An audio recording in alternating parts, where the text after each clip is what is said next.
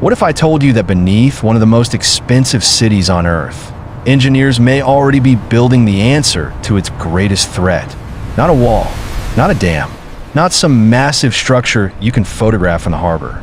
Something deeper, something most New Yorkers will never see. Something that works in silence, in the dark, hundreds of feet below the streets where people are buying coffee and catching the subway and going about their lives completely unaware. What if I told you New York's next billion-dollar flood might be stopped by something hidden underground? Because here's the thing, New York City is not waiting for the next disaster anymore. And if you know where to look, the evidence is already there. Shafts cut into sidewalks, ventilation grates that do not belong to the subway, construction barriers that have been there for years with no clear explanation. This is the story of a hidden flood tunnel, why it exists, why it is so difficult to build, and why it might be the only thing standing between New York and complete catastrophic disaster the next time a major storm hits this coast. Stay with me, because this one goes deep. I'm standing on the Lower East Side of Manhattan, just a few blocks from the East River. The street here looks completely normal, but what happened here in 2012 was anything but normal. Floodwater pushed inland from that river, submerging cars, flooding basements, and shutting down this neighborhood for weeks. To understand why this tunnel matters, you need to understand why New York City is one of the most flood-vulnerable places in the entire United States. This is not a city that was built with water in mind, or rather, it was built without fully respecting what water is capable of doing. New York City sits at the mouth of the Hudson River, surrounded on nearly every side by water. The Hudson to the west, the East River to the east, New York Harbor to the south, Long Island Sound to the north, Jamaica Bay, the Harlem River, dozens of smaller waterways threading through the boroughs. There are over 520 miles of coastline in New York City. That number is not a source of pride in an emergency. It is a list of entry points, and the city built directly up to every single one of them. Hospitals, power stations, subway tunnels, financial data centers, emergency operations centers, wastewater treatment plants, all of them sitting close to sea level, some of them sitting below it. The bedrock of Lower Manhattan is not dramatically elevated. In many areas, it sits only a few feet above high tide. Some subway stations are already below sea level, even on a calm day. The storm drainage system, built largely in the late 1800s and early 1900s, was never designed for the kind of rainfall or storm surge events that modern climate patterns are now producing. And then came October 2012. Hurricane Sandy made landfall south of New Jersey on October 29th. And what followed was a lesson in how fast a modern city can be brought to its knees by water. The storm surge reached over 14 feet in some areas of New York Harbor. Water poured into Lower Manhattan. It flooded the Hugh L. Carey Tunnel, which was one of the key road tunnels connecting Brooklyn to Manhattan. It submerged the South Ferry subway station to the ceiling. It knocked out power for hundreds of thousands of people. It triggered explosions at a Con Edison substation in the East Village that sent fireballs into the sky and left much of Lower Manhattan dark for days. The final damage figure for New York City alone exceeded $19 billion. $19 billion from a single storm in a single city. Here is the terrifying part. Sandy was not a Category 3 or Category 4 storm when it hit New York. It had already weakened. What arrived was technically a post-tropical cyclone with sustained winds around 80 miles per hour. The damage did not come from wind power.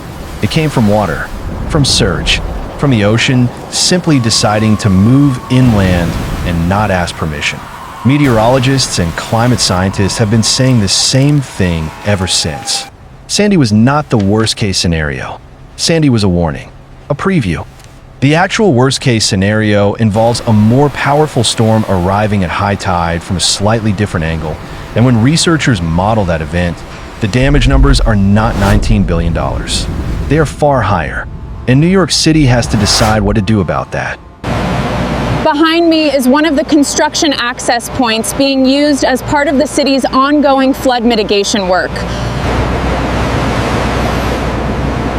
Most people walk past this every day without giving it a second glance. But below this street, construction crews have been working to create something that did not exist before Sandy, but an underground system designed to take the next storm's water and move it somewhere it cannot do damage. The idea of underground flood infrastructure is not new. London has it. Tokyo has it. Chicago spent decades building an enormous tunnel and reservoir system known as the Deep Tunnel Project, technically called the Tunnel and Reservoir Plan, which took over 40 years to construct and cost billions of dollars. It uses massive tunnels drilled through bedrock to capture billions of gallons of stormwater and sewage overflow during major rain events and hold it until the water can be treated and released safely. New York has been watching cities like Tokyo and Chicago for years. And after Sandy, the urgency became impossible to ignore. The city launched a series of flood resilience programs. Some of them focused on surface-level defenses, berms, flood walls, deployable barriers, wetland restoration to act as natural buffers, green infrastructure to absorb rainfall before it becomes runoff. But some of the most important work being done is not visible at all. Because here's the part most people never see. The real vulnerability of New York City is not just that water comes in from the coast. It is what the water does once it gets inland. It finds a lowest point. And in New York, the lowest points are underground. The subway system, the utility corridors, the drainage tunnels, the basements of hospitals and data centers. When a storm surge enters the street level, it does not stay there. It flows downhill, finds an open grate, a subway entrance, a utility access point, and it pours underground. And once it is underground in New York, it is almost impossible to stop it from spreading. The underground systems are all connected. Water that enters a subway station can travel miles through tunnels before it is contained. This is why engineers are not just thinking about keeping water off the streets. They're thinking about how to intercept the water before it ever reaches those underground entry points, or how to move it faster than the storm can push it in. And that is where the tunnel concept becomes something remarkable. I'm standing inside a construction coordination office near the waterfront in Lower Manhattan. The wall behind me is covered in maps, cross-sections of the underground. Layers of subway lines, utility conduits, drainage pipes, and the new tunnel routing that engineers have been spending years figuring out how to thread between all of it. Looking at these maps, it becomes clear that building underground in New York City is not like building underground anywhere else. This is where it gets interesting, because the engineering challenge of building any kind of new tunnel in New York City is almost beyond comprehension. Think about what is already down there. The subway system alone has 245 miles of routes and 472 stations. Those tunnels are not all at the same depth. Some run shallow, just 20 or 30 feet below street level. Others go deep, 60, 70, 80 feet down. They intersect. They stack on top of each other. They run diagonally. They were built at different times across more than a century of construction, and their exact positions are not always perfectly documented. Alongside the subway, there are water mains, some of them over 100 years old, carrying hundreds of millions of gallons of fresh water every day. There are high-voltage electrical conduits carrying enough power to light entire neighborhoods. There are gas lines, fiber optic cables that carry financial transaction data worth trillions of dollars a year, steam pipes, sewer lines, everything layered and tangled through the bedrock and soil under the most densely built city in America. And above all of it, sitting on the surface, are thousands of buildings. Some of them skyscrapers weighing millions of tons, pressing down on the ground and on everything beneath it. Vibrations from traffic, vibrations from the subway itself, all of it affecting what engineers can and cannot safely do underground. Now try to drill a new flood tunnel through that environment. Every foot of progress requires knowing exactly what is already there. Engineers use ground-penetrating radar. They cross-reference old utility maps, which are often inaccurate. They send survey crews into existing tunnels and sewers to verify positions manually. Before a single boring machine moves an inch, the planning process can take years. And then there is the geology. Manhattan's bedrock is called Manhattan schist. It is incredibly hard metamorphic rock, and in some ways it is actually helpful.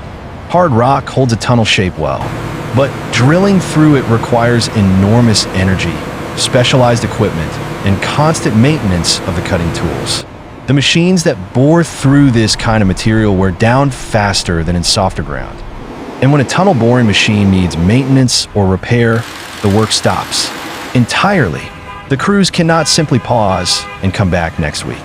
Underground construction in this environment requires continuous pressure management, groundwater control, and structural monitoring. Stopping has costs.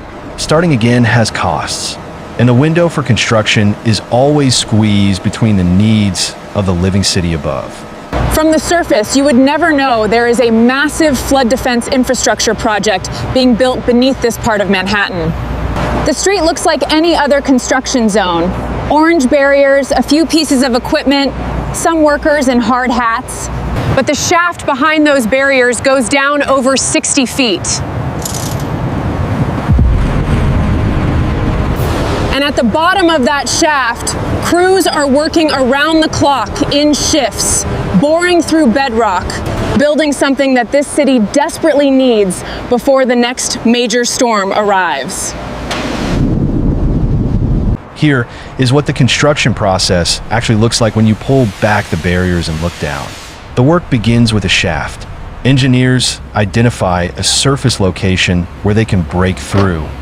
This requires acquiring access to the property above, managing traffic and pedestrian flow, reinforcing the surrounding structures, and then beginning to cut down through layers of street, pavement, fill material, old infrastructure, and eventually into bedrock.